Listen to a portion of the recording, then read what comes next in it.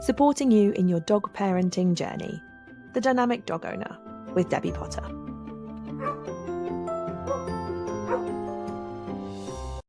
Hello and welcome to this week's episode of The Dynamic Dog Owner, the podcast designed to support you, the dog parent, in your dog parenting journey. Today, we're going to talk about balls. Balls and why I have them banned in my house. I don't know why. Where did it come from? Dogs liking tennis balls. Where's its history? Anyone know? I don't know. Who discovered dogs like tennis balls? But it's kind of a thing now, isn't it? That dogs love a ball and they enjoy balls. Some more than others. Now, as you know, I have 3 dogs. 2 of them, not bothered. They'll have a ball, put it in the mouth, drop it for a bit, whatever.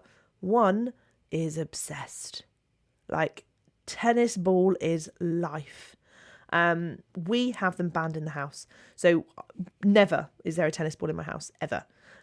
Because his personality means if there is a ball, you will play with me with it intensely for hours. And he will never give up. Fetch, fetch, fetch, fetch, over and over again. And I don't know why, because we've never actually really played fetch. So it's very, very strange as to where this obsession has come from. I'm not like, I've never had one of those ball flinger things. I personally can't stand them. I think they're very, very, very naff, for a better word. We'll talk about that another day. But why, obviously in my house, as I say, I'm sure many other dogs are obsessed with balls too. And I know we did a poll on our Facebook group, Instagram, a little while ago about balls. And a lot of people said, yeah, my dog's obsessed. As I say, I don't know where mine came from. Rem loves them. Honestly, he goes mad for a tennis ball. He'll find one anywhere and he puts it in his mouth and he's like the happiest dog in the world.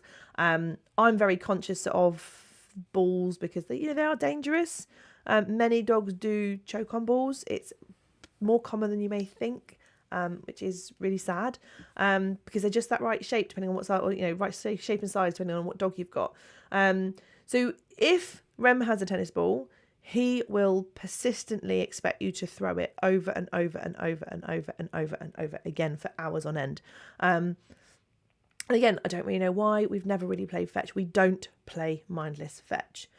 Many, many reasons. So the reasons I don't play fetch with him are because, as I said, he's obsessed. And he is very intense. So he doesn't know when to stop, to the point that he would probably make himself ill for playing. He would keep going and keep going and keep going. He won't have an off switch with that. He is quite, as you've heard on the podcast before, he's quite an intense character. He does become very, very, very obsessed with things. He wants to repeat things and to the damage of himself. So if he had a ball in the house, he would not do anything else. He becomes very stressed, not sad stress, but overexcited, happy stress when he has a ball. And I see it in our work that if dogs do have a big tendency to play balls and they're allowed to play with balls and play fetch quite a lot, it does start to have a massive impact on their daily life. And actually a lot of problem behaviours that people want to fix, sometimes when we cut out playing fetch, the problems start to disappear. So there you go. So today isn't about that because that's another topic for another day. So obviously mine being Labradors, they like to play fetch. They like to retrieve stuff because it is in their nature. It is in their breed. But I can use them in a different way, basically. So I use balls for other things. So what do I use balls for? Instead of grabbing a ball chucker and just flinging them and my dog running back and forth. That bit we don't do. What do I do? We practice gun dog exercises, not with a ball, but with a dummy. So if you don't know anything about gun dogs, big, long canvas thing that represents, obviously, a bird eventually. Because that is an item that is safe. You can go and pick it up safely in your mouth and bring it back to me. But I will reward that with a ball. Sometimes if I haven't got a dummy with me, I will practice the fetch, retrieve process with a ball. So for example, it's very controlled. You have to sit, you have to wait. I will go and place that ball out or I'll throw it. I'll come back to you. You'll be released. So we practice training with retrieving the ball. And you have to give the ball back to me. and we might do it again, but we might not. But I generally will do that once or twice. The other thing that I do a lot with tennis balls, or anything else, to be honest, is hunting for it. Now, obviously, I have a retriever, so it's not their natural thing to hunt. It's more of a spaniel thing, but all dogs can do it. All dogs have to do it at some point. So some are better than the others. Rem loves to hunt for stuff. So he gets his thrill of picking something up and bringing it to me, but he has the mental stimulation and the sniffing that I would say is calm and relaxing, but it's not, because it's quite frantic sniffing because he loves the balls. But it creates a relaxed, tired dog afterwards because he's so content having done it.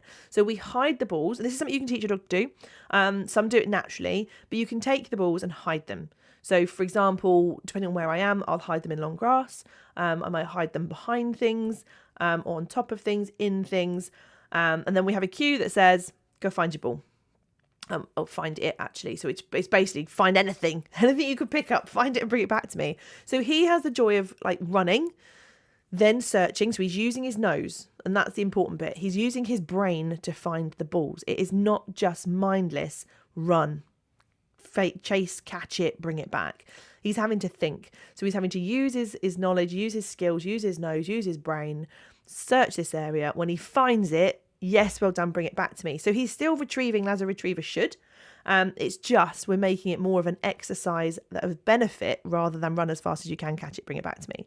And the beauty I find of this is, for him, it keeps him really busy. It's good for his brain. I don't actually have to have hidden a ball to do it. That sounds really horrible, doesn't it? Oh, I'm so mean. He gets the thrill from hunting. So if he's being a bit of an arse, which he can be, just because he wants entertaining quite a lot, I can send him to go and hunt for something and ask him to go and look for something in the grass, even if there's nothing there. So it's the thrill of the search that actually gives the benefit rather than the retrieving and the finding. And the big thing, this is going to be a really short episode, by the way. The big thing I use balls for is reward. Because thinking about what rewards are, reinforcement of activity, we tend to think always of reward is book treats. Let's just give our dog food. For some dogs, food is good, but there's something else better. And that's Rem. He'll eat food all the time. So he'll eat training treats, food throughout training. He'll eat food on walks, fine. But there's a point where food doesn't work. And I'm sure you guys have been in that situation at some point as well, when you're trying to reward your dog and they're like, I don't want it.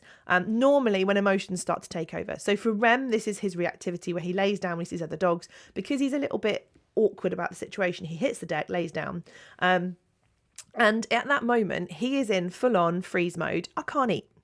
So there's me, in the past, trying to, when he was a puppy, when I was still learning about what motivated him, trying to get his attention back on food. He's like, I can't eat now. It's not a thing. I always think of it like, if you were driving down the road and something came out in front of you, you had to slam your brakes on it. At that point, someone said to you, what's for tea? Or would you like a snack? You'd be like, I can't think about that now. I've just had this stressful situation, or I'm just dealing with this. And it's the same thing. Right then in Rem's mind, he's like, I'm laying down, I'm staring at a dog. This is intense. I don't know what to do. I can't eat. Leave me alone. So sometimes toys, etc., can be that different reward that we can use. And again, we've talked about rewards on the podcast before. Look back. There's an episode all about how different ways we can reward our dogs. Rem's life is ball. He loves his ball. I can use that as reward. So he has his ball as a top level reward. If I want him to do something that is hard or a challenge, he knows you're going to get your ball as a reward for this, not just a crummy bit of cheese, which obviously is very nice, but in his eyes, it's a crummy bit of cheese because I want something better. So for him, ball changes everything. We train stuff. But if he knows a ball is happening, he'll do it bigger and better. So for example, if I ask him to go round something and he goes round something massive, and he does, bless him, he's really good at his rounds. I don't remember ever practicing them that much, but we must have done. Because if I ask him to go round something, for example, the other day we were at the park and there's a big traverse wall that's probably a good 10 metres long. And he was in a bit of excited mood. I was like, wonder if he could do this. And he knew I had the ball in my pocket. So I asked him to go round. He ran up round the big traverse wall, back again, and knew he was going to get his ball. So for him in that situation, a piece of cheese? No, but ball? Hell yes. In the situation when there's another dog, because ball is so much more motivating for him and more rewarding than treat, for a ball, he'll be like, of course I can walk past that dog, no problem. So in the last few months, we've been really upping our game with him laying down at other dogs. He's now not laying down at other dogs because he knows I've got the ball in my pocket. And he's now seeing the dog and going, Mum, can I have the ball? And he knows he won't get the ball until he's walked past the other dog. So we can use balls for reward. You can use balls for rewards in training, for anything you want them to do, reinforcing behaviours. So there's so many other ways we can use balls rather than just getting one of those flinger things and flinging it. Think of always, and again, we'll talk about this in another episode because I will do another episode on it because I'm quite passionate about it, that just playing fetch over and over and over again isn't good for your dog. Generally speaking, yes, it will wear them out, but normally they stop doing it because they're exhausted, not because they're satisfied. And what effectively you do is increase your dog's stamina, because then next time it's anything, marathon runners, you don't just go, oh, I want to wake up and run a marathon. You start with 2 miles, 3 miles, 4 miles, 5 miles and build yourself up. Your body gets stronger. If you're playing fetch with your dog a lot, and after 10 minutes of playing fetch, they go home and sleep, I can guarantee you in 6 months' time, they'll be able to do 15 or 20 minutes. And then you're going to have to put in more effort and more energy to get the same result, because we're doing it through mindless exhaustion rather than anything else. Whereas if you add in other exercises, like, for example, the hunting, they're going to wear out quicker, but without the impact, etc., on their joints, which, again, we'll talk about mainly in another episode. But different ways you can use stuff. Don't just do the thing that you have always been told dogs can do, especially if your dog is obsessed with balls. It sounds mean banning them in the house, but we all know if you're allowed to carry on doing something, it just reinforces it. So the obsession with the ball is only going to get bigger and stronger if they always have access to balls. Many people will say to me, we go in the garden, all they want is the ball. They pester me all day long trying to play fetch. Put it away. It's gone. Can't have it. Because we have to break the habit. We have to help them learn to do something else, because if the obsession becomes that much, it's not healthy. And that's where Rem, obviously his obsession is very high, but it's healthy because it's controlled. You get to have the obsession every now and again, but you actually get taught to switch off too. Don't know if this has been useful or not, but I just thought I'd talk about it. Hopefully it has. If you've got any questions about balls, and if you would like me to do another episode on balls, shout and I will get that recorded soon. Or playing fetch, should I say, whatever the fetch may be. Have a wonderful week, and I will catch up with you really soon.